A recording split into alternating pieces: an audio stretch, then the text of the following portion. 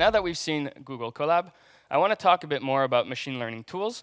But I thought that what would be interesting is not just to go over all the different libraries and the functionalities, but really give you a use case example. So we're going to go through kind of typical machine learning assignment, if you will, and we're going to go through all the tools that we would use in the entire pipeline of going from raw data all the way to classification. So to get started, we're going to use the breast cancer Wisconsin dataset. It's a publicly available dataset. It's available on Kaggle. For those of you who aren't familiar with Kaggle, it's a website that hosts different data sets and competitions surrounding data, and users could then evaluate how they performed compared to other users online. So you can go on this website, you can download the data, but it's also available in multiple places. And this data is really a particular data set about breast cancer tumors, and in particular, different measurements that have been taken. Now, I'm not a biologist, I'm not a pathologist, so I'm not necessarily an expert in these kinds of measurements, but what we're going to do is we're going to be able to see how we can use machine learning to take the measurements that have been carefully taken in the lab, and how we can use machine learning tools to analyze them. So again, if you read the description of the data set, it says features are computed from a digitized image of a fine needle aspirate of a breast mass. They describe characteristics of the cell nuclei present in the image.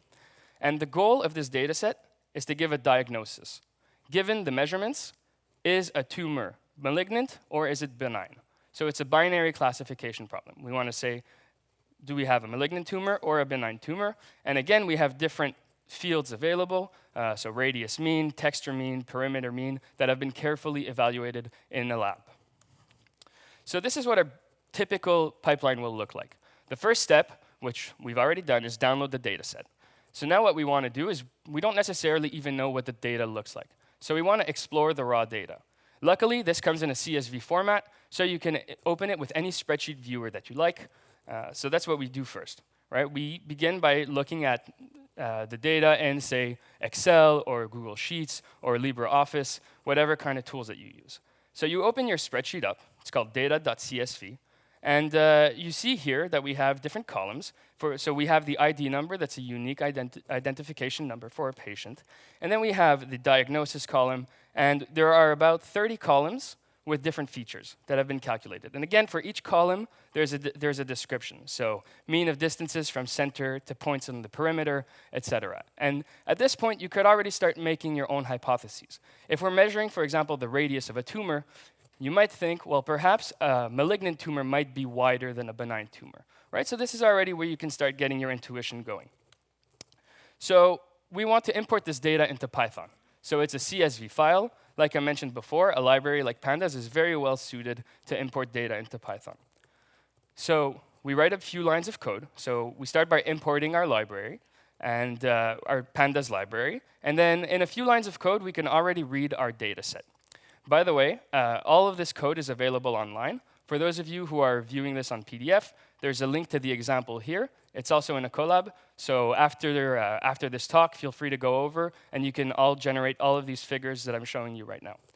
So we begin by exploring our data set. And so the first thing that we're interested in is how many examples do we have?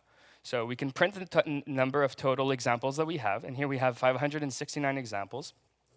And then the first thing that we might want to do is say, well, is our data set balanced? Do we have as many examples of malignant versus benign tumors? So again, using pandas and some helper functions, we can quickly get that kind of information and print, and we see that we have more benign examples than we have malignant examples. Okay, so now let's start visualizing our data. Maybe this can give us a bit more insight. Well, the first thing is, those numbers were not necessarily relative to each other, so we can do a pie chart. And this is where we can use a tool like Matplotlib. So Matplotlib is a very powerful tool to do all sorts of data visualizations. And so here you see the code that it takes to generate this pie chart. So now you might be looking at this and saying, well, I could do a pie chart in Excel. This looks like a lot of line of codes. Some of it might look a little bit cryptic if you're not used to Matplotlib. Why would you want to use Matplotlib at this point over Excel? Well, I have an answer for you. And the reason is that it's used under the hood by other different visualization libraries. So Seaborn uses Matplotlib under the hood and allows you to do these very rich graphs that otherwise would be probably very time-consuming to do. So let's take a look at this example here. What I did is I took a bunch of different features. So on the x-axis here, we took the texture mean, and on the y-axis, we took the smoothness mean. And what we can do is we can plot the texture mean as a function of the smoothness mean, but also overlay the color of the classification result that we have. And we can also set it such that the size of each circle corresponds to another feature. So again, we can really get this data to start telling us some rich information. And you see that there's already probably a way to start fitting a line through here. So this is a good indication that a linear model might actually work well on this kind of data. But we maybe want to look at this even further. So we could do this for multiple data points. And again, this is just using probably, well, let's call it 3 lines of code. We now have this very rich diagram where we not only plot one feature against another, but we plot multiple features against each other. And you see along this diagonal line that when it's a feature plotting against itself, well, obviously that wouldn't be very useful. So in fact, it gives you a histogram. And we can sort of see our hypothesis from before saying malignant tumors are usually bigger in terms of perimeter mean and texture mean. We see how the average of the Gaussian distribution is slightly shifted towards the right. And again, now that we see a lot of these different features, we see that throughout a lot of these graphs, it seems like a simple line might be enough to just cut this data in half. So now we're continuing down our pipeline. We've explored our raw data. We took pandas. We looked at it. We visualized our data. Now we want to start doing some machine learning work. So the first thing that we have to do is process our data. So to do that, we're going to use NumPy, which again, most of you are probably familiar with NumPy if you used Python before. It's one of the first lines of code that you usually write is import NumPy as NP. So what does NumPy do? NumPy is a library that allows us to manipulate n-dimensional arrays. So you can think of vectors, matrices, tensors, and it's a really ubiquitous data structure. Almost every project that involves computing will probably have some NumPy under the hood. So the reason why we're going to convert our data to NumPy is because the library that we're going to be using to do machine learning, which is scikit-learn, expects a NumPy array as an input. So what we're going to do here is we're going to take our data, and we're just going to convert it from the pandas data frame that we had into our training data that's in a NumPy array. And this is where you have to kind of be careful, because we're going to be splitting up the data from the labels. And again, we're going to be, so here we're going to be doing this. We're going to be naming our data X. So this is going to contain all of the features that we have. And we're going to take our ground truth labels Y, and we're just going to convert them to binary, 0 or 1.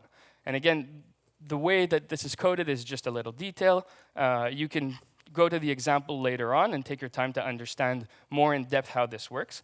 But the idea here is that if we look at the data, we now see that for each sample, we have a vector. And this vector is just all of the entries from each column for a single person. And this is what is going to be fed into our classifier.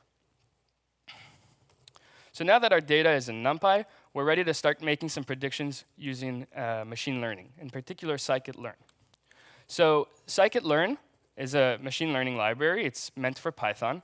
And it contains almost all algorithms that you can think of in terms of machine learning are implemented. It doesn't really do deep neural networks, and we'll get to that later on. But almost every other algorithm is implemented in machine learning, and it's already been optimized. There's all the different parameters. And this is what the API typically looks like. If you're interested in studying some kind of model and how it'll work on your data, you just type from scikit-learn import some model. Then you fit your model to your training data, and you predict on your testing data. And that's one of the biggest strengths, in my opinion, of scikit-learn, is that it's really taken every machine learning algorithm, and boiled it down to a very simple API. So it's really easy to change the algorithms that you use once you've set up your code. So let's look at an example of logistic regression. So we saw that it's probably going to be easy to separate our data linearly. So the first kind of algorithm that you might want to use is logistic regression. And some of you are probably familiar with logistic regression.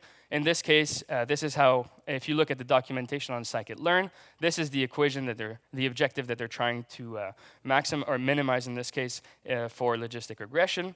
And again, in just a few lines of code, we're able to predict on our training set. So we import our logistic regression module. We give it a few parameters. In this case, we just specify the kind of solver. And again, this is well documented in the scikit-learn library. And then we call the fit model on our data X and Y. We can then predict the accuracy by asking for the accuracy score, which scikit-learn provides a helper function for computing the accuracy, and we get 96%. Great, we're done. We solved this problem. Okay, we didn't really solve this problem. So for some of you who were paying attention earlier today, Gaetan mentioned the idea of validation sets, training sets, and test sets. Right? So here we kind of naively just trained on all of our data and evaluated on all of our data. So there's a possibility that maybe we overfit. So again, scikit-learn provides all sorts of tools to help us do some cross-validation techniques. In this case, this data set came as one lump of a data set, so it's not already separated in a train and testing set. But we can use different modules in scikit-learn to enable us to do cross-validation.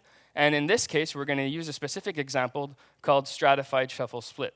So if you recall correctly, the data set wasn't perfectly balanced. So that means if we just take examples at random, there's a chance that the distribution in our test set won't be preserved. We might have more examples of one specific tumor versus the other. And again, we might not be evaluating it in a fair manner. And perhaps we know that we want to keep that same distribution because in real life, we maybe observe this distribution.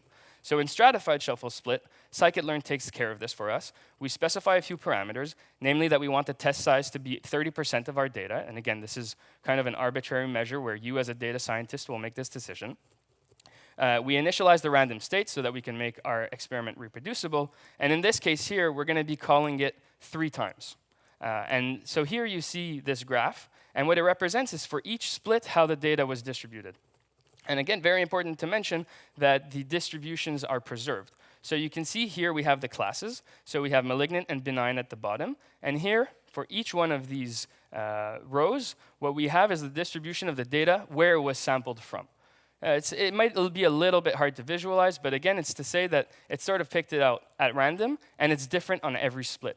And then you can run this many times. So this is what we do in this for loop. We run it for however many times I specified, and we compute the average accuracy. And this might then be a way to measure the validity of our classifier. And again, in this case, if you do this, the average accuracy that you get goes down a little, which is what we would expect, and we get approximately 95%. So again, this is an indication that this data is very linearly separable. Perhaps it was very clean data, and in this case, machine learning can be potentially very useful to identify different tumor masses.